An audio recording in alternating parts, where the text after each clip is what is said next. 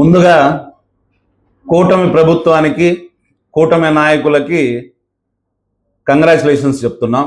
ఎందుకు అనంటే మీరు అధికారంలోకి వచ్చింది ఒకే ఒక లక్ష్యంతో, ప్రతిపక్ష పార్టీ గొంతు నొక్కాలి, ప్రతిపక్ష నాయకులని అక్రమంగా అరెస్ట్ చేసి వాళ్ళ మీద దేశద్రోహం కేసు తప్ప మిగతా అన్ని కేసులు బనాయించి వాళ్ళని జైల్లోనే ఉంచే కార్యక్రమానికి శ్రీకారం చుట్టినటువంటి కూటమి ప్రభుత్వం, దాన్ని సక్సెస్ఫుల్ గా రన్ చేస్తున్నటువంటి ఈ కూటమి నాయకులందరికీ కూడా అభినందనలు తెలియజేస్తున్నాం. ఈరోజు జరిగినట్టు విషయం చాలా చాలా బాధాకరమైన విషయం. అనిల్ అనే ఒక చిన్న వయసున్నటువంటి చిన్న పిల్లాడిని తీసుకొని వెళ్ళి పోలీసులు అతను ఒక దేశద్రోహిగా లేకపోతే సమాజానికి సంబంధించినటువంటి ఒక పెద్ద చీడపురుగులాగా చూపించే క్రమంలో పోలీసులు అతన్ని అరెస్ట్ చేసి అతన్ని విచక్షణ రహితంగా పోలీస్ స్టేషన్లో కొట్టారని కూడా మాకు తెలియరావడం జరిగింది.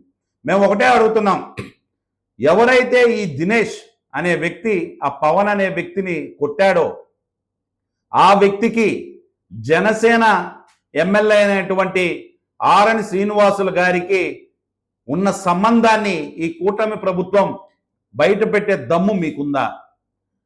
అసలు వాస్తవంలో ఈరోజు డిఎస్పి గారు ఏదైతే చెప్పిన మాటలను కానీ చూసినట్లయితే పవన్ అక్కడ ఉన్నాడా అని తెలుసుకున్నటువంటి దినేష్ కావచ్చు, వాళ్ళ మిత్ర బృందం కావచ్చు, అనిల్ యొక్క షాప్ మీద అటాక్ చేసి అతన్ని పట్టుకొని కొడుతూ ఉంటే దాన్ని ఆపడానికి వెళ్ళినటువంటి అనిల్ మీద అక్రమంగా 307 కిడ్నాప్, అలాగే ఎస్సీ ఎస్టీ అట్రాసిటీ కేసులు, మిగతా ఎన్ని కేసులు ఉంటే అన్ని కేసులు బనాయించారు అని అంటే ప్రతిపక్ష పార్టీ మీద మీకు ఉన్నటువంటి కక్ష ఏంది అనేది మా అందరికీ అర్థమవుతుంది.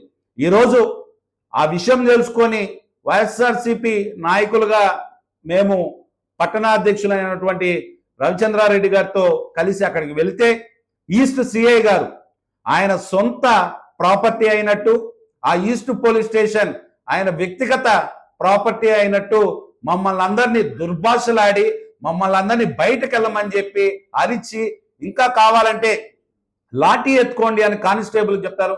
మేము ఒకటే అడుగుతున్నాం, పోలీస్ స్టేషన్ అనేది ప్రజలందరికీ సంబంధించింది. ఈస్ట్ సిఐ గారు శ్రీనివాసులు గారు అంటే ఆయన మేము ఈరోజే మొట్టమొదటిసారి చూడడం.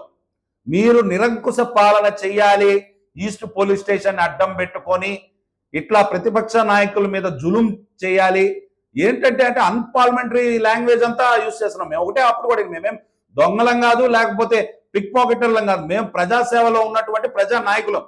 మేము ఒక సమస్య మీద పోలీస్ స్టేషన్కి వస్తే అసలు మేము పోలీస్ స్టేషన్కి రావడానికే వీల్లేదు అని హుకుం జారీ చేస్తున్నటువంటి ఈ పోలీస్ శాఖ, కూటమి ప్రభుత్వం కనుసనలో నడుస్తున్న ఈ పోలీస్ శాఖ, కూటమి ప్రభుత్వ నాయకుల అడుగులకు మడుగులొత్తుతున్నటువంటి ఈ పోలీస్ అధికారులు ఇలాంటి పద్ధతిని మార్చుకోవాలి.